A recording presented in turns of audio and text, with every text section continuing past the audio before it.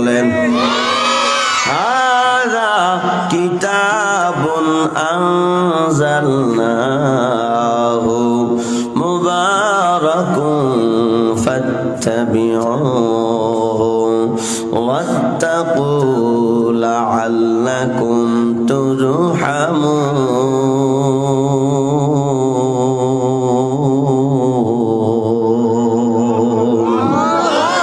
আর জোরে বলেন আল্লাহু আকবার।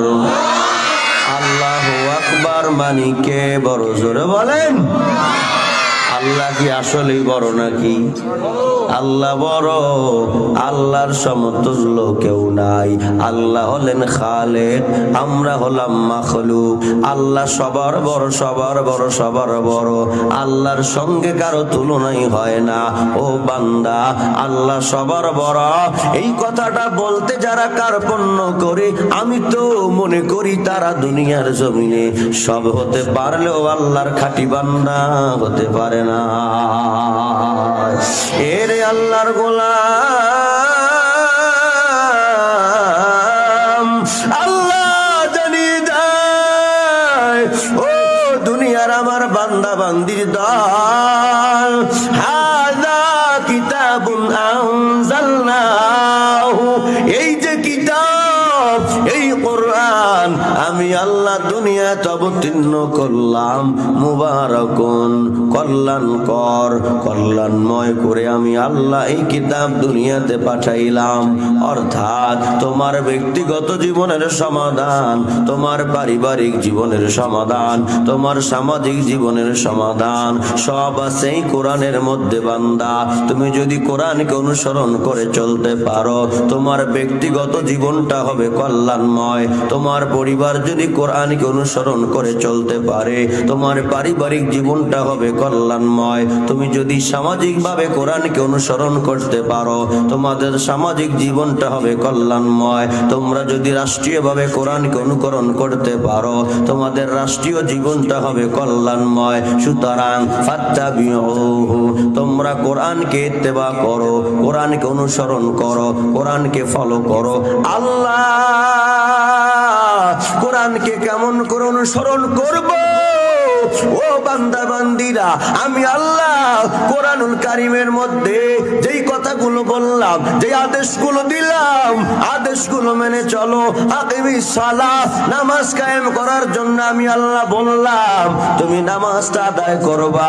আমি আল্লাহ জানিয়ে দিলাম, কুতিবা আলাইকুমুস সিয়াম, তোমাদের জন্য রোজা করে দিলাম ফরজ, তোমরা রোজাটা পালন করবা। আমি আল্লাহ ঘোষণা করে দিলাম, আহাল্লাল্লাহুল বায়া ওয়া হারামার রিবা, আমি আল্লাহ সুদ করে দিলাম হারাম, ব্যবসা করে দিলাম হালাল। সুতরাং তোমরা ব্যবসা করো, সুদকে বর্জন করো। আমি আল্লাহ যতগুলো আদেশ তোমাদেরকে দিলাম সেইগুলো পালন করো, আর যতগুলো নিষেধ তোমাদের করলাম ওইগুলো থেকে তোমরা বেঁচে থাকো। তাহলে আমি আল্লাহর কালামের অনুকরণ করা হয়ে যাবে। ও বান্দা, ওয়াত্তাকু, সাবধান, তুমি কখনো এই কোরআন থেকে দূরে যেও না, ইত্তেবা করতেই থাকো, চেষ্টা চালাইতেই থাকো। ও বান্দা বান্দিরা, চেষ্টা যদি চালাও, তুমি নামাজের জন্য চেষ্টা করতেছো, ত্রুটি যদি হয়ে যায়, আমি আল্লাহ রহমান, আমি আল্লাহ সেটা ক্ষমার নজরে দেখব। ও বান্দা, তুমি রোজা রাখতেই থাকো, রাখতেই থাকো, আমি আল্লাহর হুকুম পালন করতে থাকো, ত্রুটি যদি হয়ে যায় সেটা আমি আল্লাহ ক্ষমার নজরে দেখব। সাবধান, আমার কোরআন থেকে তোমরা কখনো বিচ্যুত হইও না। যদি তুমি চেষ্টা করতে করতে করতে করতে করতে করতে যদি আমি আল্লাহর ওপরে তুমি সবর্দ হইয়া চেষ্টাই করতে পারো, লাআল্লাকুম তুরহামুন।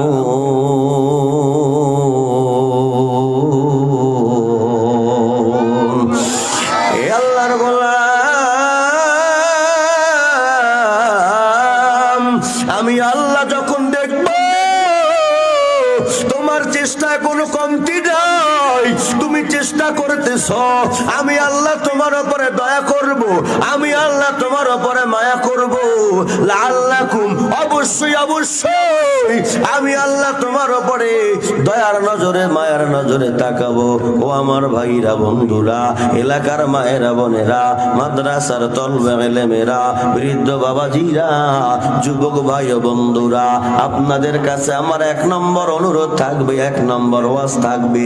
এই মাদ্রাসায় কোরআন পড়ানো হয়, এই মাদ্রাসায় কোরআনুল কারীমের সবক দেওয়া হয়। আপনার জীবনটা যদি ভালোভাবে কল্যাণময় করতে চান, আপনার জীবনটা কোরআনের সংস্পর্শে লাগাইয়া দেন, আল্লাহর এই কল্যাণময় কোরআনের সাথে আপনি লেগে যান। কারণ কোরআনুল কারীমের সঙ্গে যে লেগেছে তার দাম বাড়িয়ে দিয়েছেন কে? সবাই জোরে বলেন, এ আল্লাহর গোলাম। দুনিয়ায় যে সন্তান আব্বাকে আব্বা বলতে ডাকতে লজ্জা পায়, ওই সন্তান যেমন আব্বার সুসন্তান হতে পারে না, ও বান্দা ঠিক তেমনি ভাবে যেই বান্দা আল্লাহকে আল্লাহ বলতে ডাকতে লজ্জা পায়, ওই বান্দা কোনোদিন আল্লাহর সুবান্দা হতে পারে না। এই জন্য জোরে বলেন, কোরআনের সাথে সম্পর্ক রাখলে সম্মান বাড়ায় কে? আর জোরে বলেন কে? আল্লাহ আল্লাহ বল বান্দে, আল্লাহ আল্লাহ বল, আল্লাহ আল্লাহ বল বান্দে, আল্লাহ আল্লাহ বল। দিদারে এলাহি পেতে হলে, দিদারে এলাহি পেতে হলে আগে মনের দরজা খোল। আল্লাহ আল্লাহ বল বান্দে, আল্লাহ আল্লাহ বল, আল্লাহ আল্লাহ বল বান্দে, আল্লাহ আল্লাহ বল। বলেন না, আল্লাহ আল্লাহ বল বান্দে, আল্লাহ আল্লাহ বল, আল্লাহ আল্লাহ বল বান্দে, আল্লাহ আল্লাহ বল। যেই আল্লাহ তোরে করিল সৃজন, সেই আল্লাহ রে ডাকরে, সেই আল্লাহ রে ডাকরে। আল্লাহ নামটি জপলে পরে পার পাবি রোজ হাসরে, পার পাবি রোজ হাসরে। আল্লাহ নামে কি যে মধু,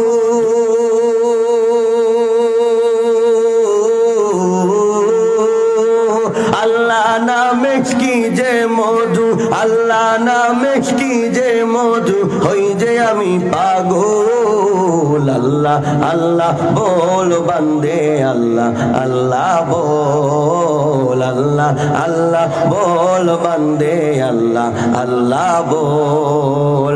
দিদার এলাহি পেতে হলে, দিদার এলাহি পেতে হলে আগে মনের দরজা খোল। আল্লাহ আল্লাহ বল বান্দে, আল্লাহ আল্লাহ বল, আল্লাহ আল্লাহ বল বান্দে, আল্লাহ আল্লাহ বল। সুবহানাল্লাহ। তাহলে কোরআনের সাথে আমাদের সম্পর্ক রাখার দরকার আছে না নাই? এই যুবক ভাই, কথা কর না, কাছে না? কোরআনের সাথে যদি যুবক তুমি সম্পর্ক লাগাও, আল্লাহ তোমার দামটা কেমন বাড়াইয়া দিবে।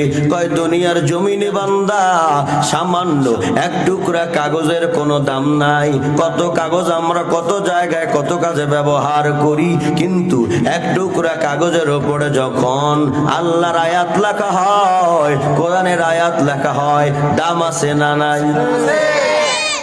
কেউ তো পায়ে লাগাই না, ভুলেও যদি লেগে যায় আল্লাহর কাছে তওবা করে আর ক্ষমা চায়। ও বান্দা, এই কাগজের কোনো দাম নাই, কাগজের দাম বাড়াইলো আল কোরআন। 1 টুকরা কাপড়ের কোনো দাম নাই। কাপড় কত কাপড় আমরা কত জায়গায় কত কাজে ব্যবহার করি, কিন্তু 1 টুকরা কাপড় যখন ওই কোরআনুল কারীমের সঙ্গে জুজদান আকারে লেগে যায়, দাম আছে না নাই? দাম আছে মানি অনেক দাম। বলে কেমন দাম? ওই কাপড় তো কেউ ময়লা পরিষ্কার করার কাজে ব্যবহার করি না, বরঞ্চ ওই কোরআনে কাপড়ের মর্তবা এত বাড়িয়ে দিল, বান্দায় ওই কাপড়টাকে বুকে নেয়, জুজদান হিসেবে ব্যবহার করে। কত কাঠ কত জায়গায় আমরা কত কাজে লাগাই, কিন্তু এক টুকরা কাঠ যখন রেহাল আকারে কোরআনুল কারিমের সংস্পর্শে লেগে যায়, তার দাম আছে না নাই?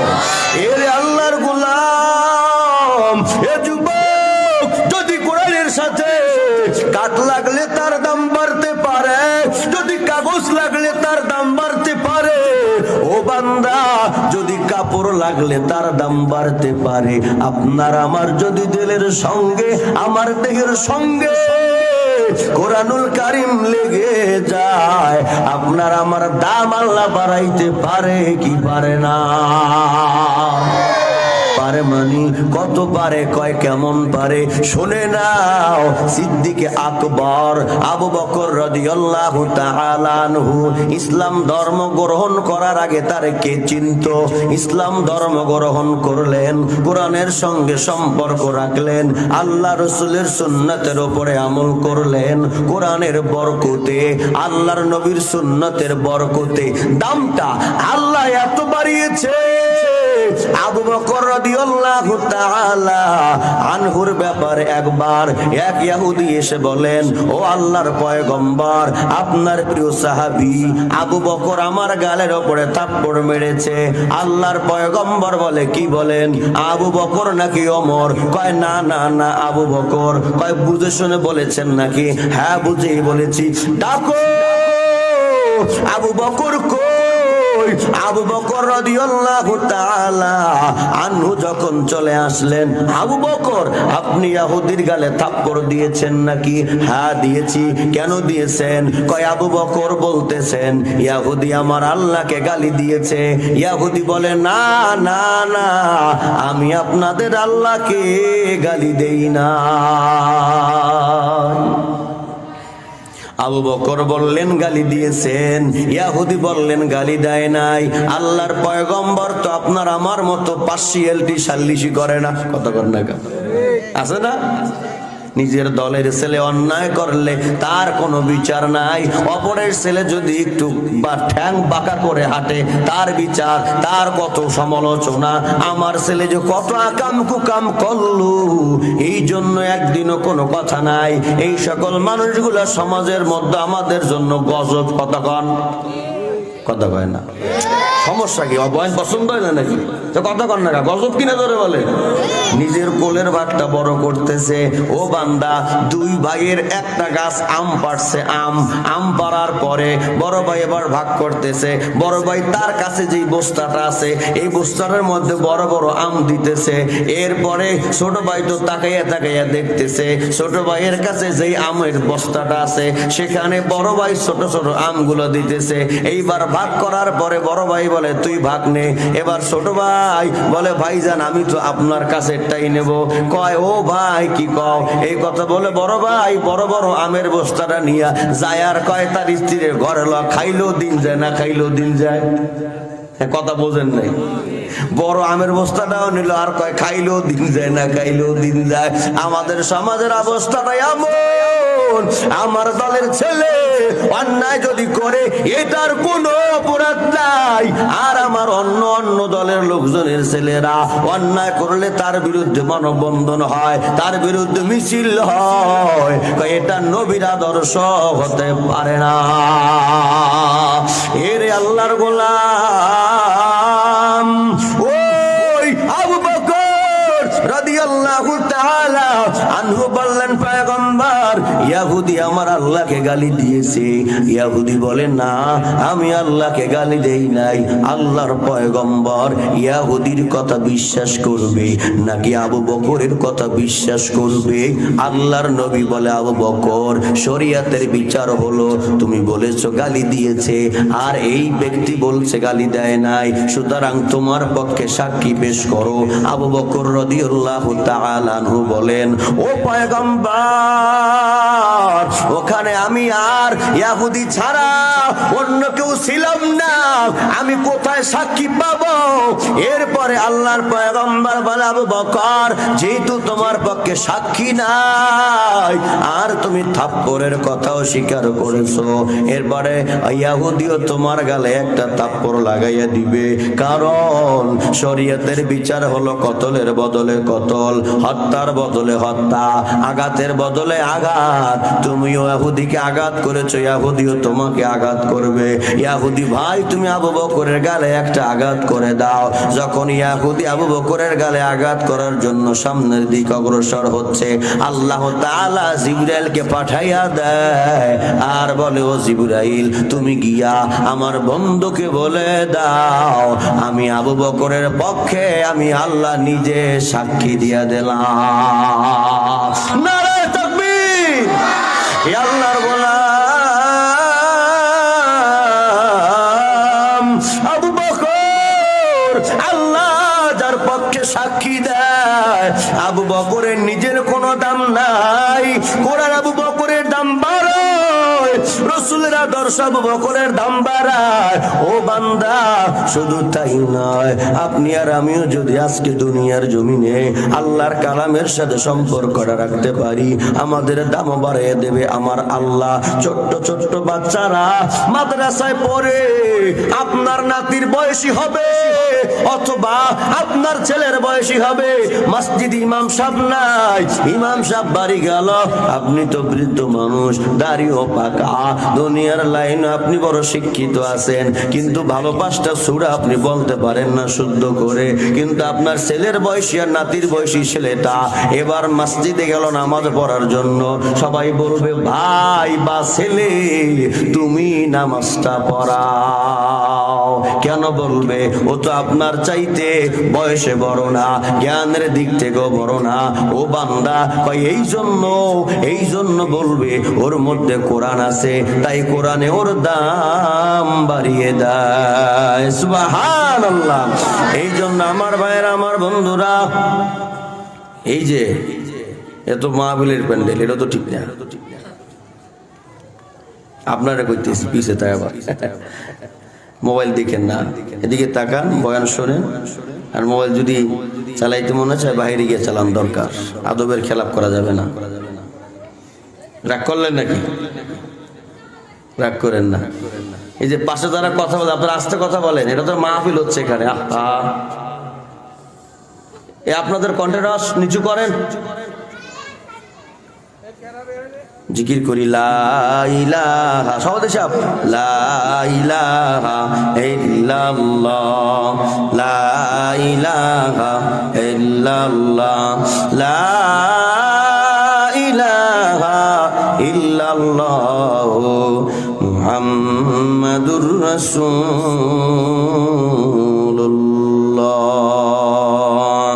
হাযা বায়ানুল লিন্নাস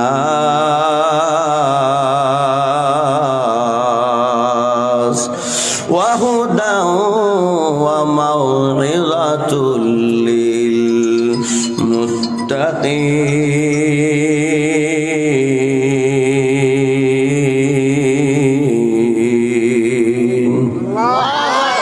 আল্লাহ বলতেছেন, খেয়াল করেন, আমার সময় প্রায় শেষ। এই যে কিতাব, এটা হলো সুস্পষ্ট বর্ণনা,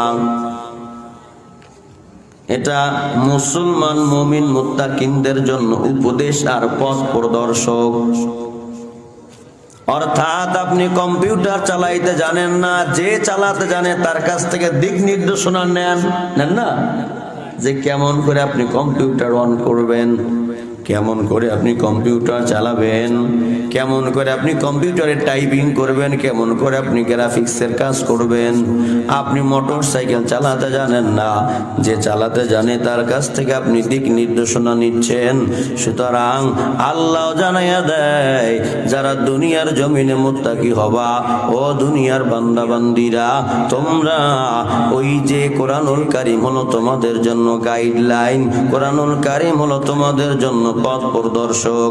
সুতরাং তোমরা কোরআনুল কারীম থেকে উপদেশ গ্রহণ করো আর তোমরা কোরআনের আলোকে জীবনটা চালাও। ও আল্লাহ, আমরা যদি কোরআনের আলোকে জীবন চালাই, আমরা যদি কোরআনের উপদেশ মেনে চলি, আমাদের লাভ কি হবে? আল্লাহ তাআলা বলে, শোনো, আমি আল্লাহর যদি গোলামি করতেই পারো, কোরআনের আলোকে যদি জীবনটা চালাইতে পারো, আমি আল্লাহ তোমাদেরকে জানাইয়া দিলাম, ফাদখুলি ফি ইবাদি ওয়াদখুলি জান্নাতি। সুবহানাল্লাহ। বন্ধুরা,